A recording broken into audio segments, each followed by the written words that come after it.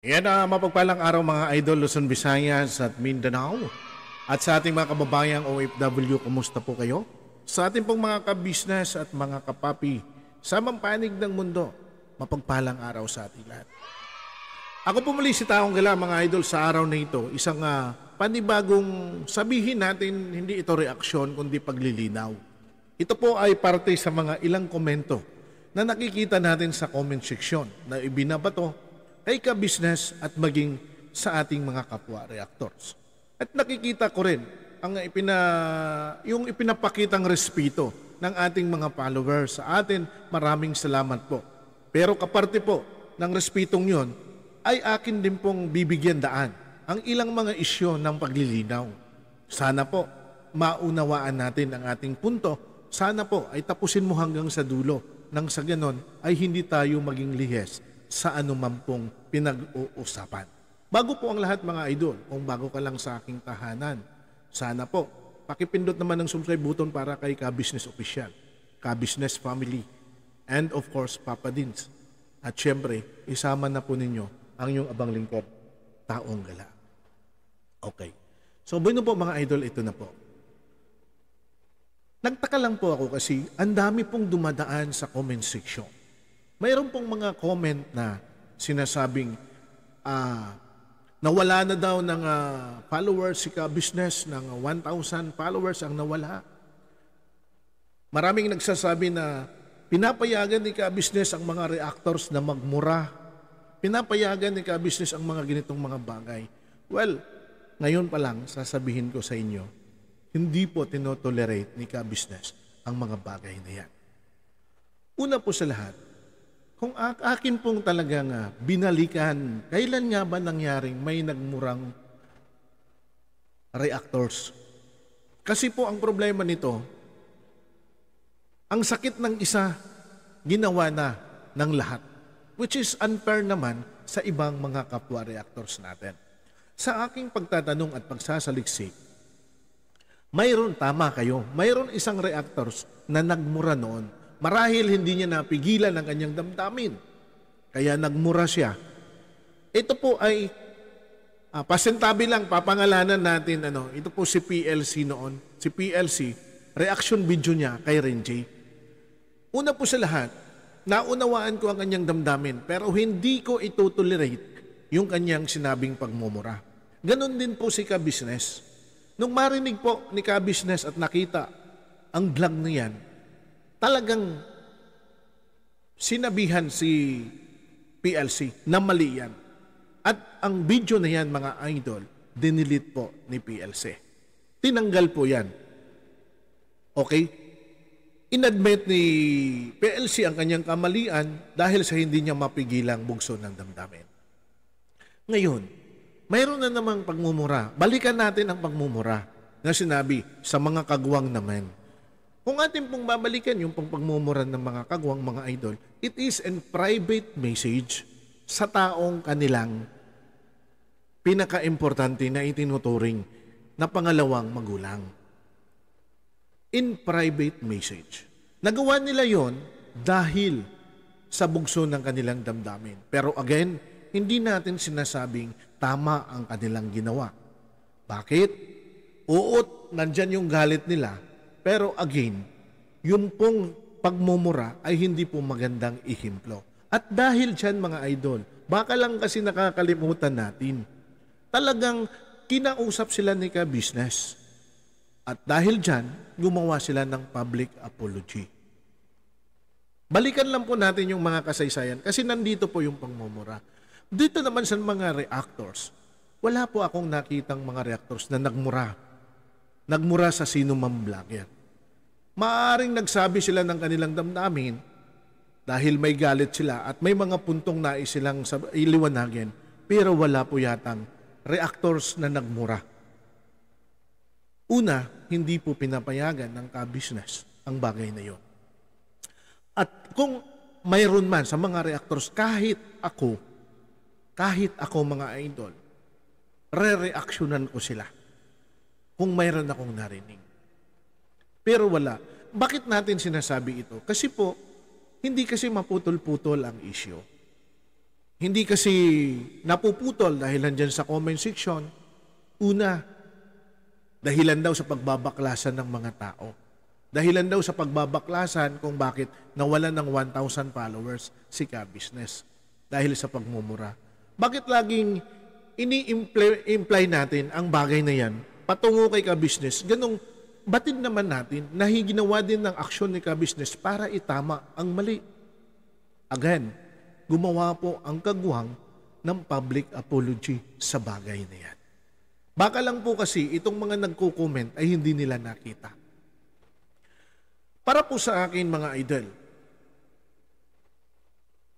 sa ikabubuti ng lahat, kung pare-parehas natin mahal ang bawat isa, dahil kiniklim natin, mahal natin ang Ka-Business, ang pinakamagandang pagkakataon nito ay gawin na lang po natin ang nararapat nating gawin na ikabubuti ng ating channel and at the same time makakatulong sa kapwa. Iwasan na po natin ang palitan ng mga isyo, anuman pong mga drama sa buhay, kung anumang mga sasabihin. Dahil ang nangyayari po, ang naguguluhan ay ang community. Ito po'y payong kapatid lamang. Sinasabi ko ito mga idol, dahil kahit ako, ayaw ko po ng stress. Nakikita naman ninyo the way kung paano tayo magbigay ng ating mga reaksyon. Mataas ang respeto natin sa bawat isa. Mataas ang respeto ko sa mga commentors. Pero hindi po naman natin hahayaan na nalilihis na po ang issue at patuloy na ibinabato sa aking mga kapwa reactors ang mga bagay nito. Tandaan po ninyo, ako po mismo ay hindi papayag kung mayroon man reactors na magmumura. Siguradong ako ay tatayo para sa kapakanan ng karamihan. At siguradong hindi rin po papayag ang ating pinunong Ka-Business. Ngayon po mga idol, paliwanag lang po, konting paliwanag sa bagay. Kung noon po, mayroon 488,000 followers si Ka-Business, 487 na lang ngayon. Well, tama po ang sinabi na bawasan ng 1,000 followers. Pero ang tanong, ito ba'y makakaapekto sa community ni Ka-Business? Hindi. Bakit? Kasi alam natin na itong 1,000 followers sa mga idol, sila po yung mga nasa balag ng alanganin at naguguluhan. Kung saan, pag may narinig silang mga issue, ay lilipat sila or aalis. Pero pagdating ng panahon, naniniwala ako, babalik din po yan. Alam niyo po mga idol, meron tayong tinatawag the law of quantity and quality. Ano po ibig sabihin noon? Ako para sa akin, di baling mababa ang dami ng community basta't mayroon siyang tinatawag na quality. Kaysa marami naman ang views, marami ang nanonood, pero walang saysay at walang bigat ang video.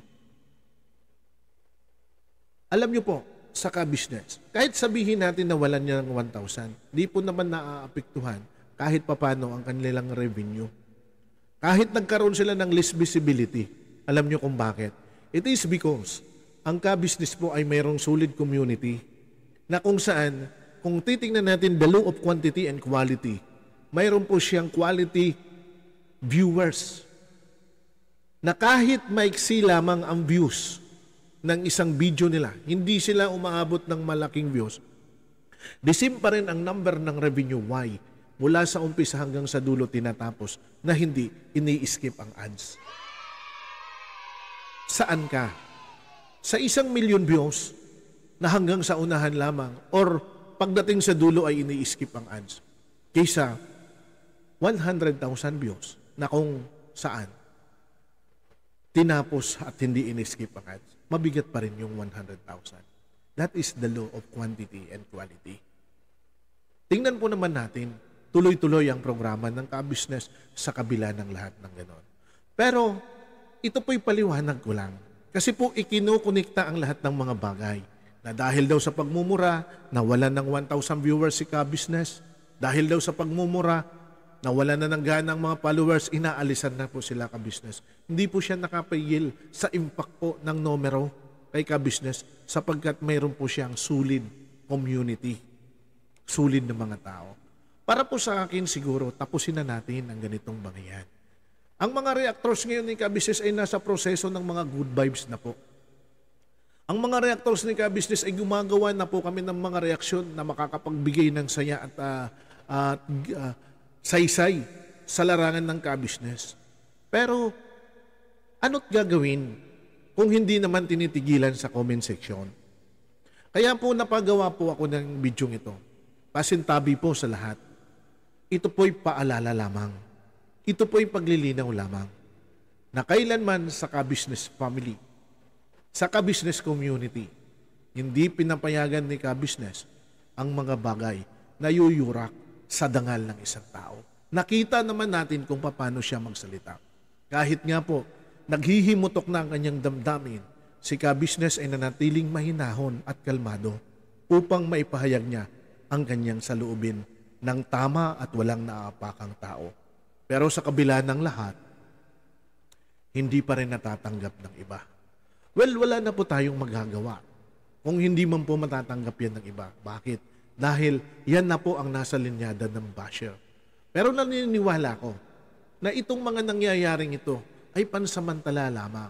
Magtatapos din ito pagkatapos. Mayroon din itong hangganan, mga idol. Kasi bakit? Dahil at least kung paninindigan natin sa bawat hanay nating mga vlogger, ang bawat isa sa atin, na ang ating gagawin ay para sa ikabubuti ng ating mga komunidad, iiwasan na po natin ang mga negatibong balitaktakan. Ito po'y payong kapatid lamang. Iwasan po natin, trabahuin na po natin ang ating mga channel. Kanya-kanya na po tayong kilos. At kami, ako bilang reactors, mananatili akong magre-react sa Ka-Business at titingnan natin ang mga bagay na ikabubuti ng lahat. Ito lang po, siguro, ang reaksyon na maaaring natalakay natin patungkol po sa comment section at mga negatibong aksyon ng ating community. Dahil nakikita ko, kawawa naman po ang ating mga kapwa reactors na napaparatangan ng mga bagay na hindi naman po nila ginawa. Kung nais po natin ng kapayapaan sa ating damdamin, umpisahan po natin sa ating sambahayan. Umpisahan po natin sa ating puso.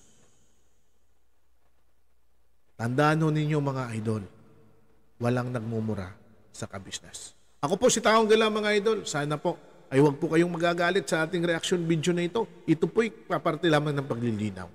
Patuloy po natin suportahan mga idol, Ka-Business Official, Ka-Business Family, Papa Dins, and of course, ang inyong abang lingkod Taong Gala. Andyan po ang tatlong kagwang mga idol, may mga channel na rin po sila. Intoy, Bay, at Buknoy. Ganon din po mga idol. Huwag po natin kalimutan ang ating mga kapwa reactors. Anime Reactors TV, Analisa Reality Vlog. Andyan po mga idol, si Ma'am Albenda Mix Vlog, Katangay, PLC, Kalingap Torak, Ma'am Flers Channel, Enday Ukray, Kamix Vlog. Hanggang sa susunod na reaction video mga idol, pagpalain tayo ng may kapal. So yung mga ka-business, makikisuyo po, pakisuportahan natin si Taong Gala, no? Yan, Taong Gala po. Yan po ay reactor ng Ka-Business Official at Papa Dins TV. Nagpaalam po yan mga ka-business, ayun na, pakisuportahan po natin siya. Taong Gala. Opo. Salamat po na marami, God bless po.